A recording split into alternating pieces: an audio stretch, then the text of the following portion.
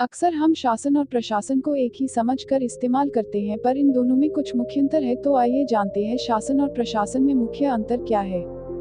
शासन, गवर्नेंस। शासन शब्द का अर्थ आज्ञा देना, उपदेश देना या फिर राज करना होता है। इस प्रकार देखें तो इसका मुख्य अर्थ किसी को अपने नियंत्रण में रखना है, जिससे वह निर्धारित नियम, व्यवस्था, आदेश आदि के विपरीत कार्य न करे। इसका मकसद ही होता है देश, प्रांत, स्थान, संस्थान या संगठन आदि पर इस प्रकार से नियंत्रण रखने की व्यवस्था करना ताकि किसी प्रकार से अराजकता पैदा न हो। किसी भी देश में राजा, सेनापति, राष्ट्रपति या मंत्रियों का समूह वहां का शासन चलता है। अरबी में इसके लिए हुकूमत का प्रयोग किया जाता है।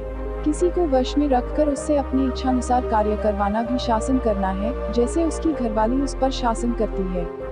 किसी देश या राज्य पर शासन करने के तरीके को शासन प्रणाली और जिस सिद्धांत के आधार पर शासन की व्यवस्था की जाती है उसे शासन तंत्र कहते हैं। प्रशासन, एडमिनिस्ट्रेशन। प्रशासन शासन का ही एक अंग है जिसका मुख्य मकसद कार्यों की व्यवस्था और नियमों का पालन कराना है। निर्धारित व्यवस्था और नियमों की देखरेख करने वाले को प्रशासक अथवा प्रशासनिक अधिकारी कहा जाता है। एक कुशल प्रशासक को आंतरिक और बाह्य दोनों प्रकार के संघर्षों से सदैव और निरंतर जूझना पड़ता है।